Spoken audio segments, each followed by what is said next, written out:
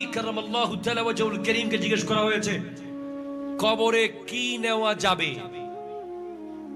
উনি বলেছেন আত-তাকওয়া খায়রু যাদিন, কবরে নেওয়ার অন্যতম গুরুত্বপূর্ণ সম্বল হলো তাকওয়া।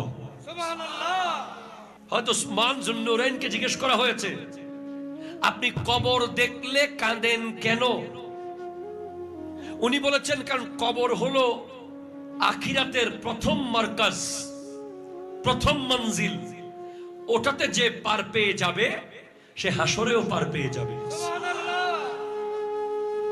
হযরতে ওমর ফারুক আযম রাদিয়াল্লাহু তাআলা গোটা জিন্দেগি কবরের বিষয়টা মাথায় রেখে খেলাফত পরিচালনা করেছেন। সিদ্দিক আকবর রাদিয়াল্লাহু তাআলা আনহু কবরে কোথায় ওনাকে দাফন করা হবে এটা উনি বলেছেন যে নবীর রওজার গেইটে নিয়ে রেখে দিবা। ভেতর থেকে যদি আওয়াজ আসে তাহলে দিবা কবরে, না হলে নদীতে ভাসাই দিবা।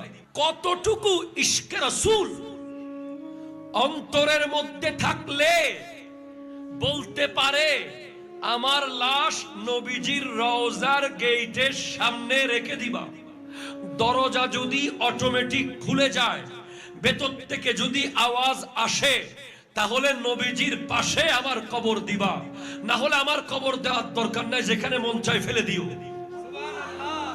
পুলসিরাত পরে, মিজান পরে, হাসর পরে। যদি আপনি আমাকে বলেন জয়নুল আবেদিন কাদরী সাহেব আপনাকে 10 লাখ টাকা দেওয়া হবে, টুপিটা খুলে জুব্বাটা খুলে একটা জিন্সের প্যান্ট পরেন, একটা টি শার্ট পরে 59 থেকে নূরজাহান যান, 10 লাখ না 10 কোটি দিলেও ইনশাআল্লাহ যাব না। কেন? কেন? কারণ আমি জানি যে কবরে বাবা, আমার বাপ যদি বেঁচে থাকে দুনিয়াতে, আমি যদি মারা যাই বাপ উপরে থেকে যাবে, বাও উপরে, ভাই বোন বিবি বাচ্চা বন্ধু বান্ধব দুনিয়া পুরা উপরে থাকবে। কবরের ভেতরে একজন যাবে, তিনি হলেন আমার নবী। ঠিক কিনা জোরে কথা বলেন। আজকে আপনার মোবাইলে চেক করলে এসপি নাম্বার থাকতে পারে, ডিসি নাম্বার থাকতে পারে, মেজরের নাম্বার থাকতে পারে। ওনাদের সাথে সম্পর্ক করার জন্য হয়তো আপনাকে ম্যাট্রিক পাস করতে হয়েছে, ইন্টার পাস করতে হয়েছে, অনার্স করতে হয়েছে, তারপরে ভিসি সাহেব আপনাকে চিনেছে বিশ্ববিদ্যালয়ে। ঠিক কিনা বলেন? আপনি ম্যাট্রিক, ইন্টার, অনার্স করে বিসিএস করার পরে ডিসি সাহেব আপনাকে চিনেছে। আপনি গোটা জীবন রাজনীতি করার পরে এমপি সাহেব আপনাকে পাশে বসিয়ে 1 কাপ চা খাওয়াইছে। কিন্তু এই সম্পর্ক পাল্টে যেতে 30 মিনিটও লাগবে না।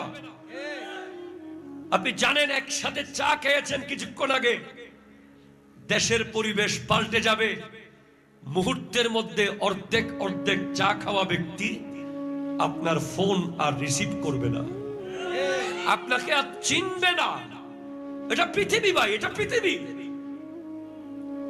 আপনি অবাক হয়ে যাবেন, কিরে ভাই আমি অমুক, আচ্ছা পরে কথা জোরে বলে না। ঠিক কিনা জোরে বলে না। আরে ভাই আমি অমুক বলছি, একটু আগে নূরজাহানে চা খাইছিলাম, আচ্ছা ভাই পরে ফোন দেন, ব্যস্ত আছি। কিন্তু একজন যাকে আমার বলার জন্য ম্যাট্রিক পাস লাগে নাই,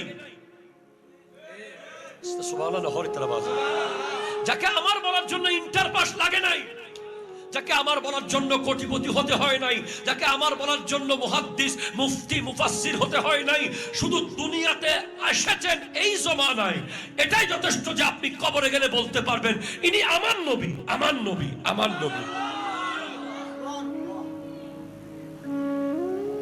হাসরের মাঠে আপনি বুক ফুলিয়ে বলতে পারবেন ওই তো আমার নবী। আপনি আমাকে বলেন গত 7 দিনে ওই নবীর মোহাব্বতে, ওই নবীর কোন সুন্নাহ কোন আদর্শকে আপনি পালন করেছেন? 7 দিনে মিলে আমি একজন যুবককে দাঁড় করাই, মুহাম্মদ কি নাম বলেন? জি শরীফ হোসেন, গত 7 দিনে আপনি নবীজির প্রেমে কি করেছেন? নামাজ পড়েছেন। যাক, নামাজ পড়লেও নবীজির প্রেম হয়। নামাজের ভিতরে নবীর দুরূদ আছে না নাই? মাশাআল্লাহ। আরেকজন, তুমি বলো যে মোবাইল ধরে আছো, কোনো कोई बात नहीं है, ये इश्क और मोहब्बत की बात है। 7 দিনে নবীজির জন্য তুমি কি করেছো? নামাজ পড়েছো। নামাজ হচ্ছে ফরজ ইবাদত, দরুদ হচ্ছে প্রেমের ইবাদত। সুবহানাল্লাহ। ঠিক কিনা জোরে বলেন না?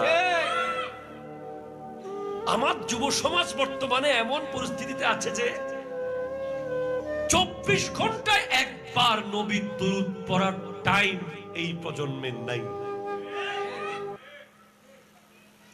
সারাক্ষণ তাদেরকে বিভিন্ন মুখী ষড়যন্ত্র